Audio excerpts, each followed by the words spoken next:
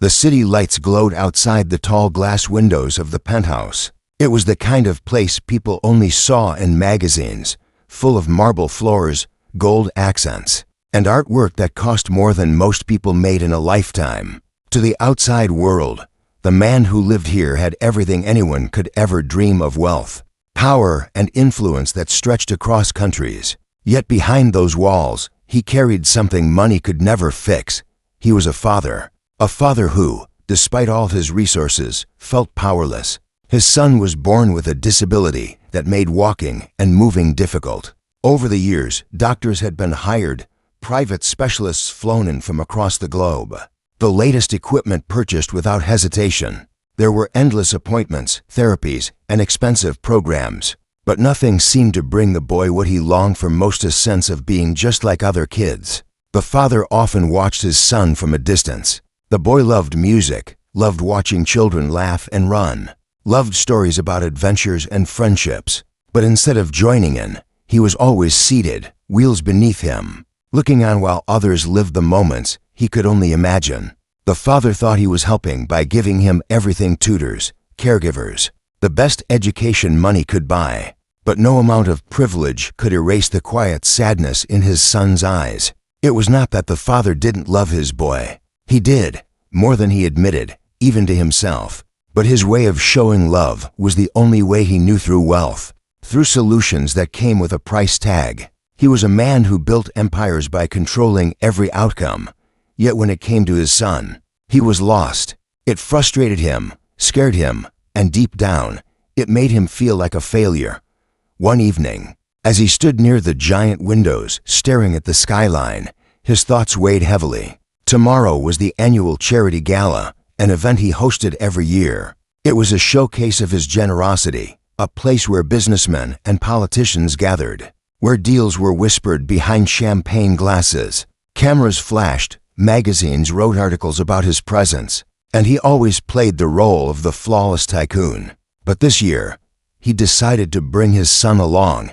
He wasn't sure why. Maybe he thought exposing him to this world would help him feel included. Or maybe it was his own guilt, an unspoken attempt to bridge the growing distance between them. He wasn't sure if it would make things better or worse, but he convinced himself it was worth a try. The next day arrived, and the ballroom was decorated with crystal chandeliers and polished floors that reflected every flicker of light.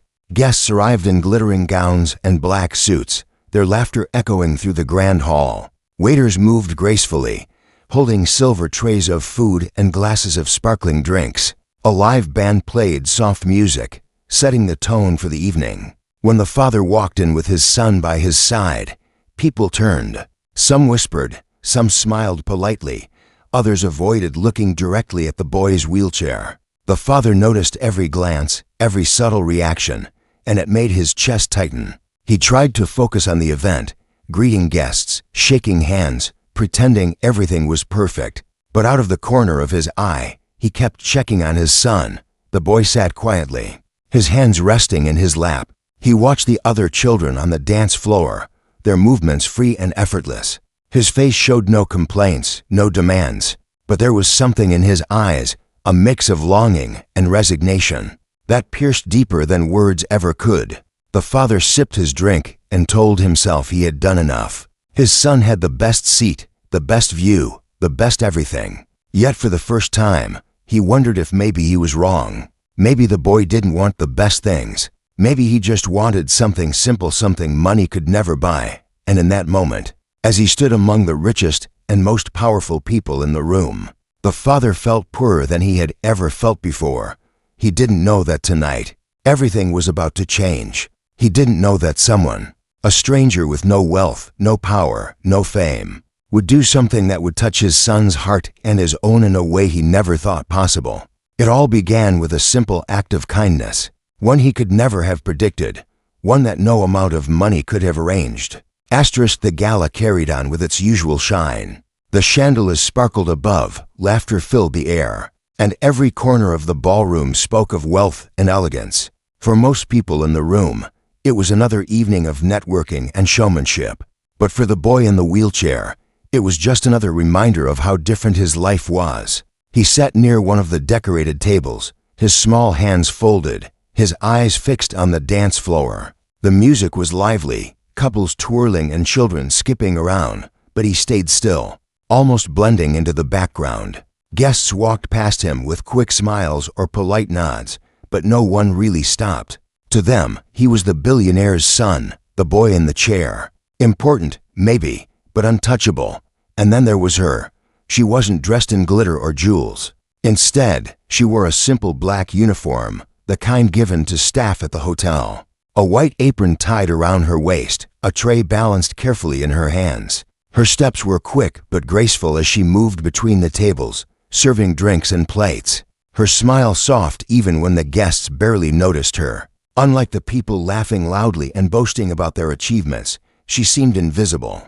Yet in her invisibility, she carried something rare, kindness that didn't need to be announced. When her eyes fell on the boy, she paused. At first, she saw what everyone else saw, a child who seemed distant from the joy around him. But then she noticed something more. His gaze wasn't blank. It was longing. He wasn't uninterested, he wanted to be part of it all. He wanted to dance, to move, to belong. Something in her heart stirred.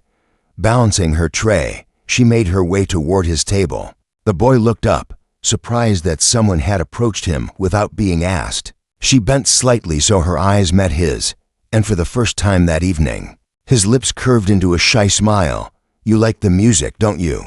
she asked softly, her voice carrying warmth instead of pity. The boy nodded, hesitant at first, then a little more eagerly. "It's my favorite too," she said, setting the tray aside for a moment. "Do you want to dance?" His eyes widened, unsure how to respond. Dance? No one had ever asked him that before. He had seen children spinning around, watched them countless times, but never once imagined someone would invite him. His father had always assumed it was impossible, and so did most people. But this woman didn't seem to care about impossible. He gave the tiniest nod. Almost afraid she might change her mind, she smiled wider, as if his answer was the best gift she had received all night. Without hesitation, she gently took his hands. Her touch wasn't cautious like others who feared breaking him, nor was it heavy with pity. It was natural, human. She began moving his arms in rhythm with the music, guiding him as if the wheelchair was not a limitation, but part of the dance itself. At first, the boy laughed nervously, unsure of how to react. But soon, as she swayed his chair gently side to side, his laughter turned real deep, unrestrained, alive. His small body moved with hers, his arms lifted like wings, his chair spinning in tiny circles that matched the beat. For the first time in a long time, he wasn't watching the dance floor. He was on it. The father noticed from across the hall. At first, confusion washed over him. Why was a waitress interacting with his son like this? Wasn't she supposed to be working? His instinct was to step forward, to stop her, to remind her of her place. But something held him back. He saw the look on his son's face, a look he hadn't seen in years, pure joy. The kind of joy no amount of money had ever managed to buy. The guests began noticing too. A few stopped their conversations to glance at the unlikely pair, a billionaire's son and a waitress, moving together as though nothing else in the world mattered. Some whispered, some frowned, but others smiled, touched by the sight. It was strange, yet beautiful to people from completely different worlds finding a moment of connection in music. The boy's laughter echoed louder now, rising above the polite chatter of the room. It was contagious, spreading to those who watched. Even the band seemed to pick up the energy, playing a little livelier, as though encouraged by the simple scene unfolding before them. And in the middle of it all, the father stood frozen. For years, he had believed his wealth could solve everything. But in that moment, he realized he had overlooked something money could never provide. The waitress wasn't rich. She wasn't powerful. She had no special tools or expensive therapies. All she had was compassion. Yet with that alone, she had given his son something priceless. The boy's face glowed, his eyes sparkling as he looked at her. For once, he wasn't the boy in the wheelchair. He was just a child dancing, laughing, living. The father felt something shift inside him. It wasn't anger, though part of him was unsettled. It wasn't jealousy, though he envied the ease with which she reached his son. It was something deeper, something he hadn't allowed himself to feel in a long time. He felt humbled.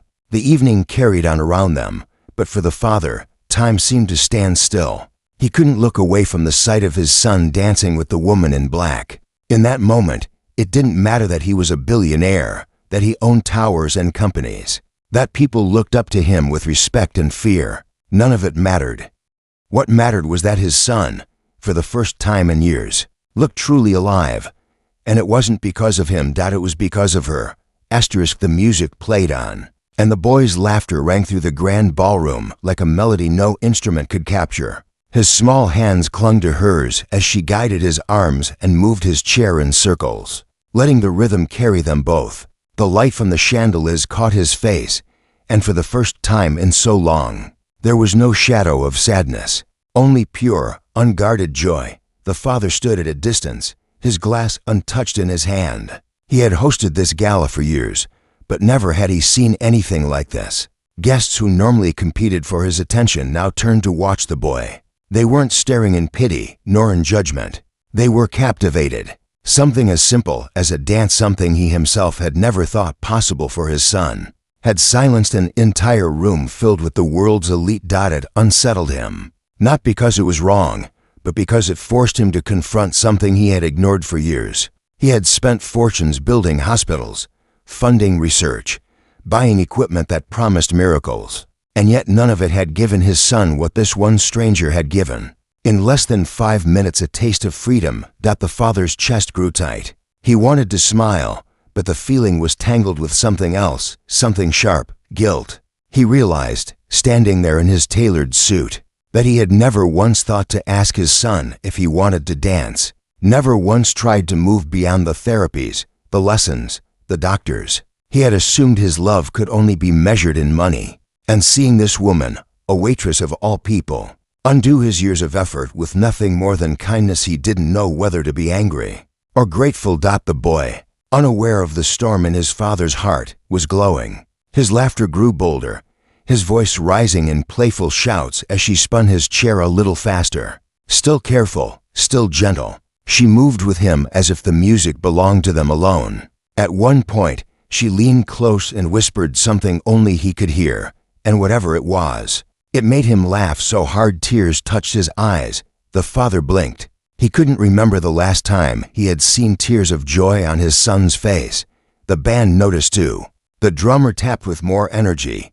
The violinist smiled while playing. And the singer leaned into the microphone, her voice lifting brighter than before. It was as if the entire hall was feeding off the joy of one child, carried there by one woman's courage to step past the invisible barrier that everyone else had built around him. People began clapping, some softly at first, others louder, joining in the rhythm of the music. It was no longer just a performance. It was a celebration, not of wealth, not of power, but of life itself. The father's closest business partner leaned toward him and whispered, "Remarkable, isn't it? Who would have thought?" But the father barely heard. His eyes were fixed on the boy, his mind racing with thoughts he had kept buried for years. He remembered the nights his son had asked simple questions like, "Why can't I play like them?" Or "Do you think I'll ever run, Dad?" Questions he had answered with promises of treatments, with talks about the future, with reassurances backed by money. But maybe all his son ever wanted wasn't a cure, but a chance to be seen, to be included, to just be a child without walls around him. The father's throat tightened. He shifted uncomfortably, his polished shoes suddenly heavy on the marble floor. He wanted to walk away, to escape the eyes of the crowd who might be noticing not just his son, but his own absence from that moment. Yet he couldn't move. He was caught between pride, shame, and an awakening he wasn't ready for. The boy's laughter softened as the song came to an end. The waitress gave him a playful bow, and the boy clapped his hands together with delight, his face shining like the lights above. A few guests applauded openly now, their expressions softened, their hearts touched by what they had witnessed. The father finally moved forward, each step slow, deliberate. His tall figure loomed closer, and for the first time, the waitress seemed aware of who she was standing beside. She straightened, her hands retreating slightly from the boy's chair, as though worried she had overstepped. But the boy looked up at his father with wide eyes, full of excitement. "Dad," he said, his voice trembling with joy. I danced. The words hit harder than anything the father had heard in years. Simple words, yet they carried the weight of a dream fulfilled. The boy wasn't asking for approval. He wasn't explaining, he was declaring it proudly, as though he had just conquered a mountain. For a moment, the father couldn't respond. His mouth opened, but no words came. He wanted to say something, anything, but all he could do was stare at his son. The boy's face was glowing, alive in a way that made the father realize just how much of his spirit had been dimmed all these years. The waitress lowered her gaze, ready to step back and return to her duties. But before she could, the father finally found his voice. You looked happy," he said to his son, the words rough, as if unused to leaving his mouth. The boy nodded eagerly, his hands still moving as if the music were echoing inside him. "The happiest," he whispered. The father turned his eyes to the waitress then. She met his gaze only briefly, then dropped her eyes again, unsure if she had crossed an invisible line. But he didn't scold her, didn't dismiss her. Instead, he felt something unfamiliar rise inside him, gratitude mixed with humility. For the first time in years, the father realized he wasn't the one in control. He hadn't planned this moment, hadn't orchestrated it, hadn't paid for it. Yet it was the most valuable thing his son had ever been given. And it had come from someone who had nothing to offer but her heart. The realization shook him. As the crowd shifted back into their conversations and the music changed to another song, the father stood silently by his son's side. The boy's smile lingered, his hands still tapping the rhythm on the armrest of his chair. And though the evening was far from over, the father knew deep down that something inside him had already begun to change. This wasn't just a dance. It was a mirror, showing him a truth he had avoided for too long. And it left him with a question that would not leave his mind. If a stranger could give his son this much joy with nothing at all, what excuse did he, with all his wealth, really have? The gala moved forward as if nothing unusual had happened. Waiters continued passing trays, the music shifted to a slower tune, and guests returned to their conversations. Yet for the father, the air in the room felt different. It was heavier, pressing on his chest with each passing moment. He stood beside his son's chair, but his mind was far away. The sight of his boy's glowing face wouldn't leave him. Those wide, sparkling eyes had pierced something in him that he had spent years building, walls of pride, walls of control, walls that money had carefully protected. For so long, he had told himself he was doing everything a father should. He gave his son the best doctors, the best machines, the most skilled therapists. But tonight, watching his son dance in the arms of a stranger, he realized he had been missing something so simple, so human. He had missed giving his son joy. The boy kept moving his hands, replaying the rhythm of the dance in his mind, giggling every now and then as if the song was still alive inside him. His excitement should have made the father proud, but instead, it made his heart ache. Why hadn't he ever thought of this? Why had it taken a woman with no wealth, no power, no reputation, to give his child something so priceless? The father tried to distract himself by speaking with his guests. Men in suits came to him. Women in glittering gowns praised the success of the event. They congratulated him for his generosity, spoke about deals and partnerships, asked for favors, shared polite compliments. He responded with the same practiced smile, the same firm handshake, the same polished words. But none of it reached him. His ears heard them, but his mind was still back on the dance floor, replaying the moment when his son had laughed until tears filled his eyes. The boy tugged at his sleeve, pulling him back from his thoughts. "Dad," he whispered excitedly, "did you see me?" The father swallowed hard, forcing a smile. "I saw you," he said softly. The boy's grin widened. "I was really dancing, wasn't I?" "You were," the father admitted, his voice shaking slightly. The boy's eyes shone, and for a moment, the father felt his throat close. That one sentence, "I was really dancing," was heavier than all the speeches he had ever given, heavier than all the contracts he had ever signed. It wasn't about the act itself, but what it meant. His son had felt alive, included, free. And he, the father, had never once given him that. The waitress had returned to her work now, moving between tables, carrying her tray as if nothing remarkable had happened. But every time the father's eyes drifted toward her, a strange feeling rose inside him. It wasn't attraction or admiration in the way people usually felt. It was respect, respect laced with discomfort. She had done in minutes what he had failed to do in years. He tried to tell himself it was only a dance, that it didn't mean anything. But he knew better. It meant everything. His son's glowing face was proof enough. As the night went on, the father began noticing things he had ignored before. The way his son's smile slowly faded whenever he was left sitting alone at the table. The way his eyes followed the other children on the dance floor, longing but silent.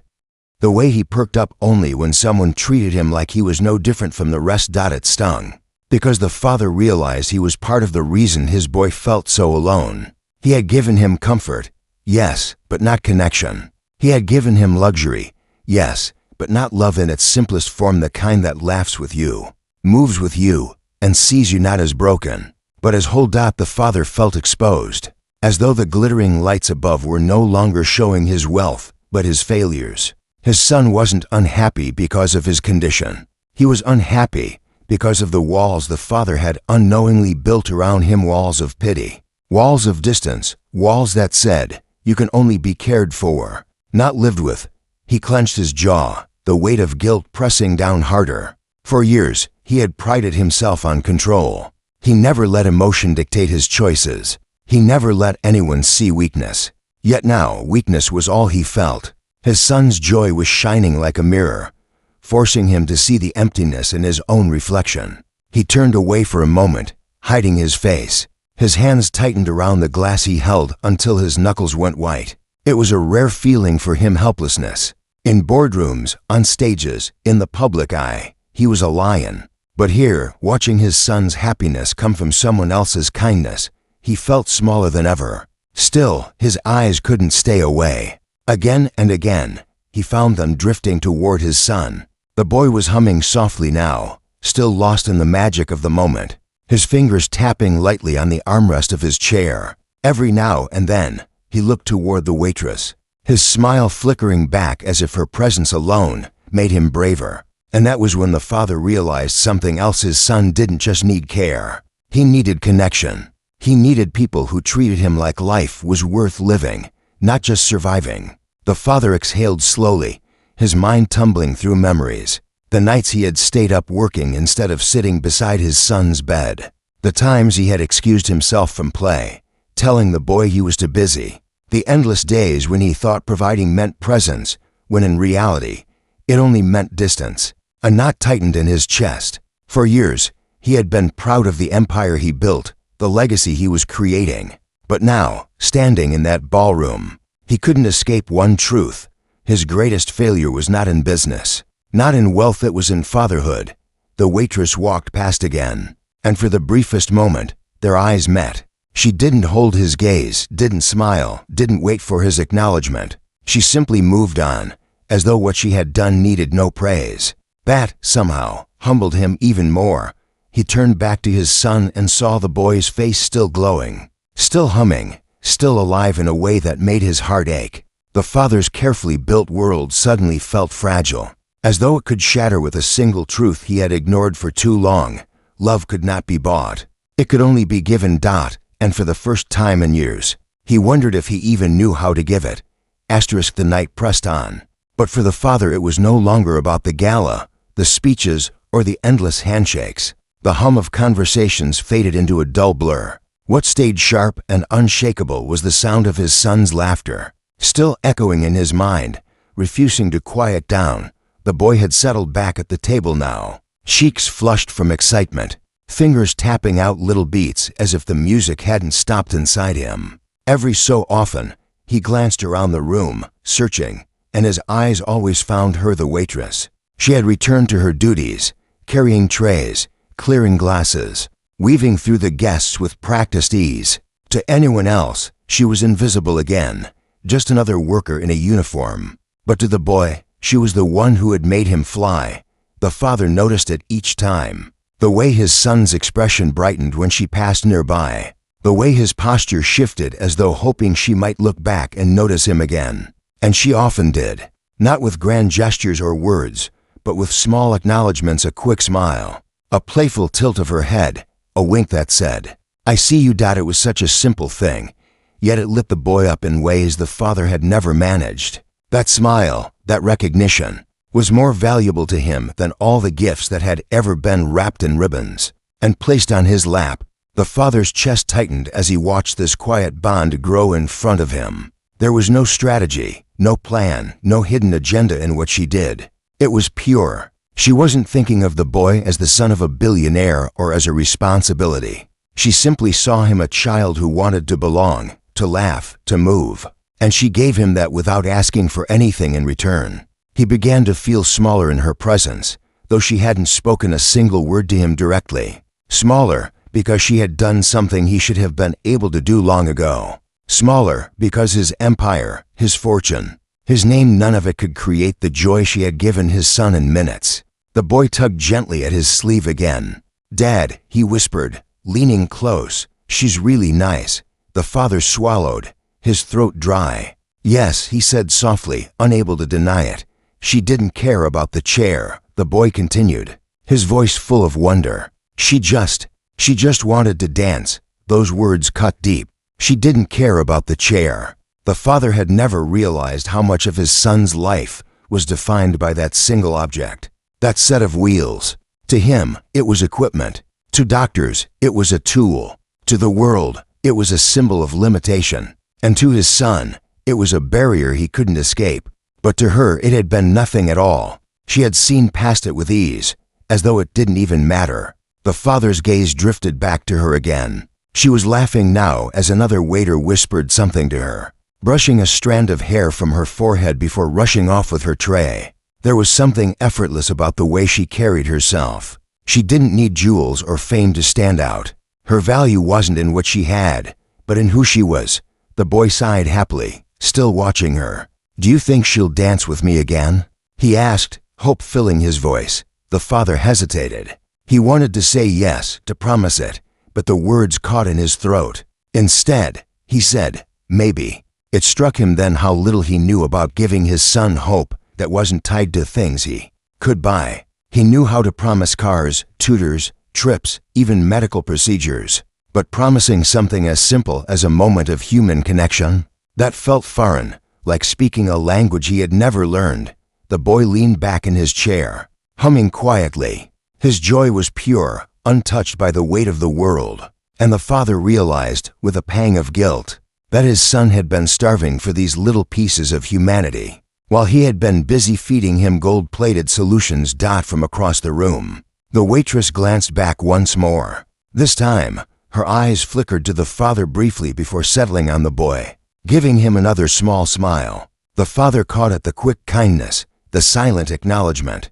It wasn't directed at him, but he felt it all the same, and something inside him shifted again. For years, he had prided himself on never needing anyone. He trusted no one but himself, believed no one could give him anything he couldn't buy. Yet here he was, standing in the middle of a room filled with powerful people, realizing that the person who had given him and his son the most tonight wasn't wearing diamonds or shaking hands with mayors. It was a waitress in a black uniform.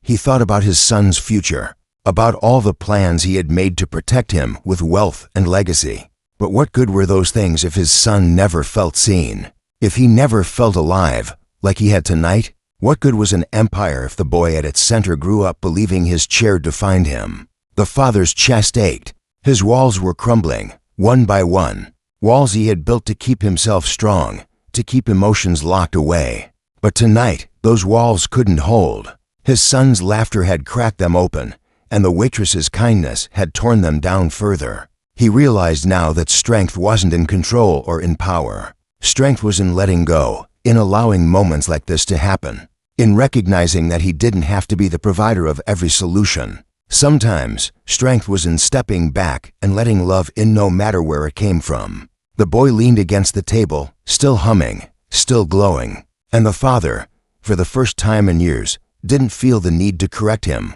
to hush him, to remind him of appearances. Instead, he simply watched, letting the joy soak into his own heart like a light he had been missing. The gala might have been about wealth and status for everyone else, but for the father, it was becoming something entirely different.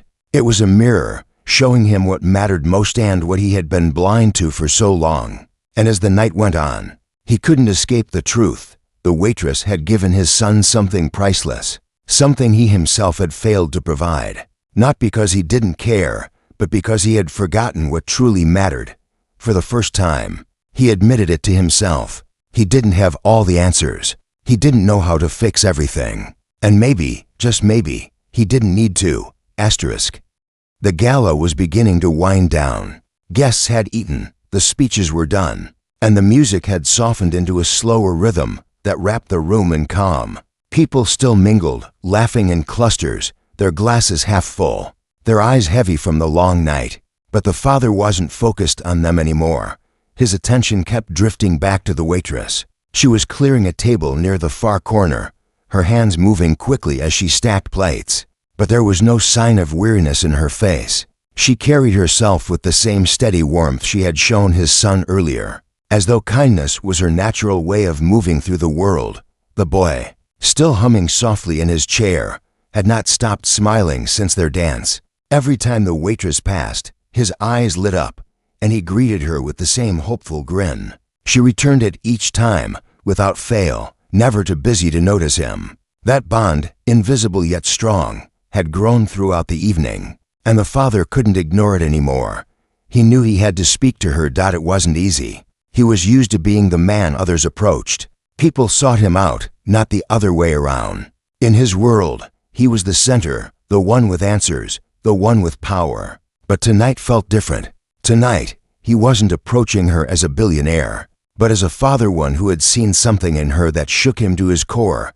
He hesitated at first, adjusting his cufflinks as if the small action could steady him. Then, with a deep breath, he began walking across the polished floor. Each step felt heavier than the last. What would he even say? Would she think he was patronizing her? Would she shrink back, afraid she had overstepped? As he neared, she looked up from the plates she was clearing. Her eyes met his for a moment, uncertain, almost cautious. She straightened, her posture respectful, her hands folding neatly in front of her. He could see in her gaze that she was ready for reproach. Perhaps she expected him to remind her of boundaries, to tell her she had stepped out of place by dancing with his son. But when he spoke, his voice was softer than he had intended. "Thank you." Her eyebrows lifted slightly, caught off guard. "For what, sir?" she asked carefully. He glanced back at his son, who was still beaming, still lost in the glow of the evening. "For giving him something I couldn't," he said. The words hung between them, fragile and raw. He wasn't a man who admitted weakness. He wasn't a man who thanked people easily, especially strangers. Yet in this moment, all his pride seemed meaningless. She blinked, her face softening. "I only danced with him," she replied gently. "You gave him more than a dance," the father said firmly. His voice cracked slightly, and he had to pause to steady it. "You gave him joy. You made him forget the chair. Do you have any idea how rare that is for him?" The waitress lowered her eyes, her fingers fidgeting with the corner of her apron. "Sometimes," she said slowly, "people don't need big things. They just need someone to see them." Those words struck him harder than any business negotiation ever had. Someone to see them. That was exactly what he had failed to do all these years. He had seen his son as someone to protect, someone to provide for, someone to fix. But had he really seen him? Seen the boy, the child, not the condition? The father swallowed hard. "You saw him," he whispered, more to himself than to her. She nodded softly. "He's a wonderful boy, and he deserves to feel that." For a long moment, the father didn't know how to respond. He stood there, a man with everything, humbled by a woman with nothing. And yet, in her simplicity, she carried a wisdom he had overlooked all his life. He looked at her again, this time not as a worker, not as someone serving drinks, but as a teacher in disguise.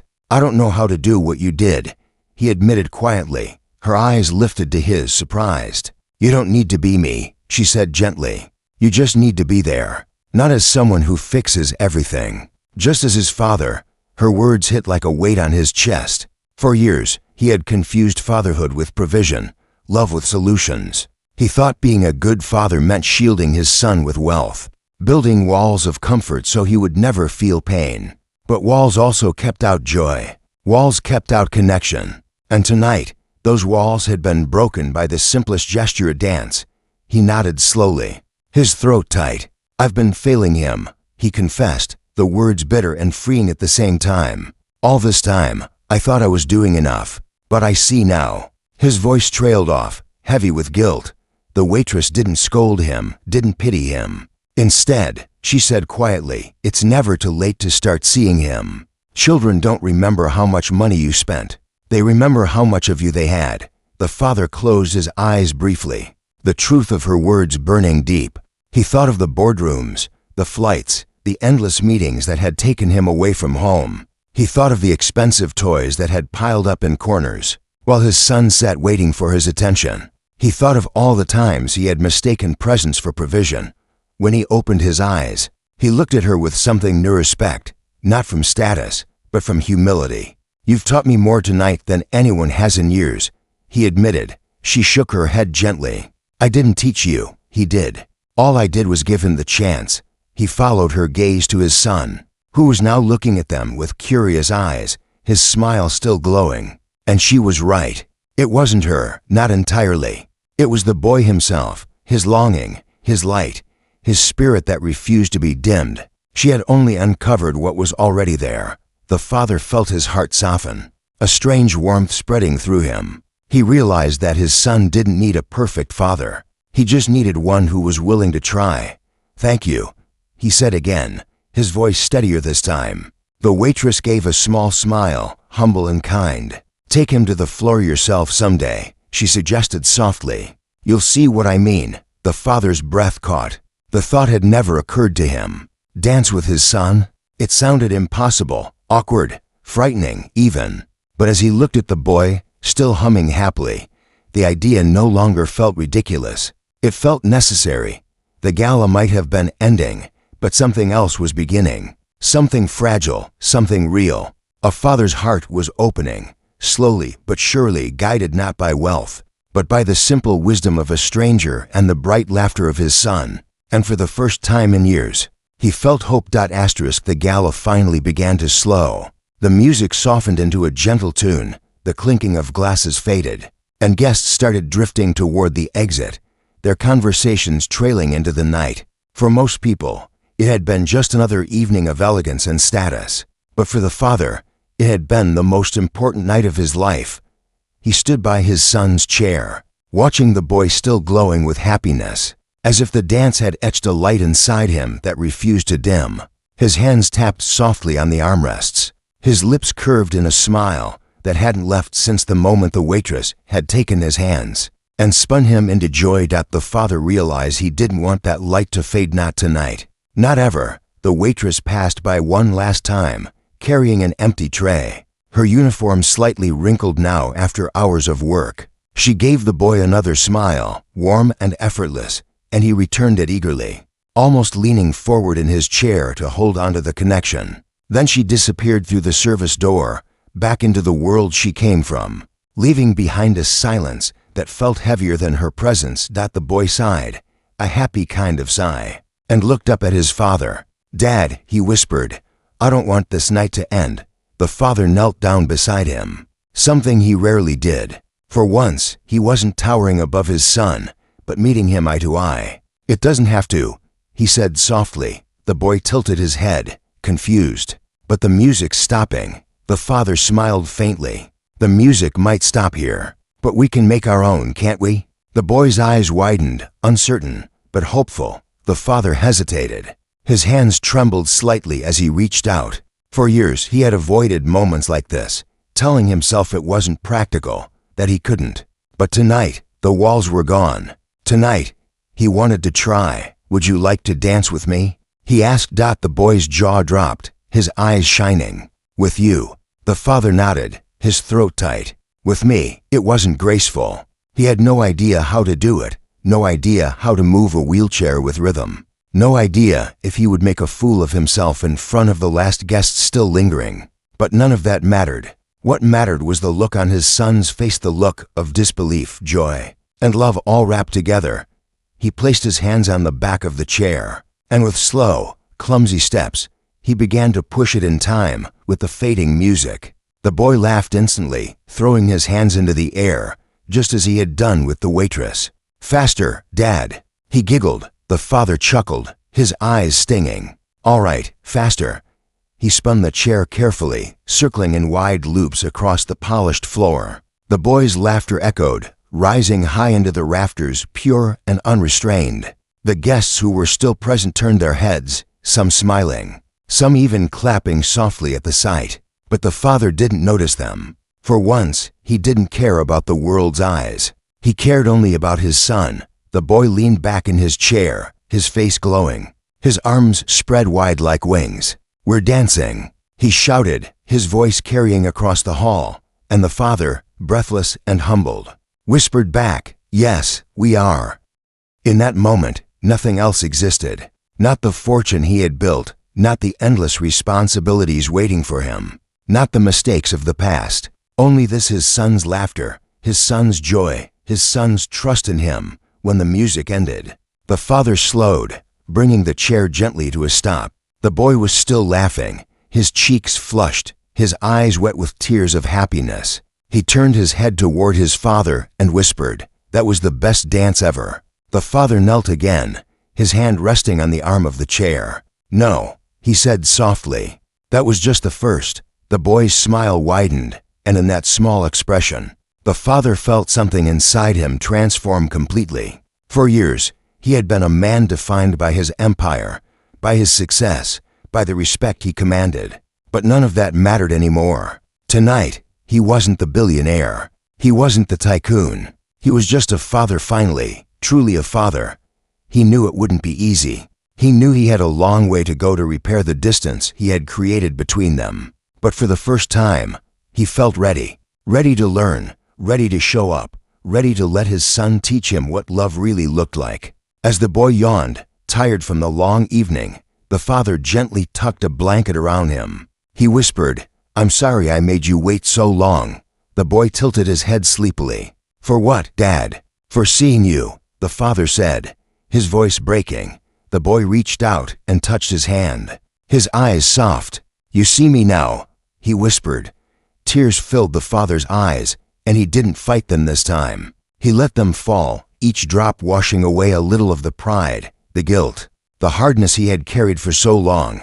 He pressed his forehead gently against his son's, closing his eyes. "Yes," he said, "I see you now, and I'll never stop." The drive home was quiet. The boy fell asleep in the car, his smile still lingering even in his dreams. The city lights flickered past the windows, but the father didn't see them the way he used to.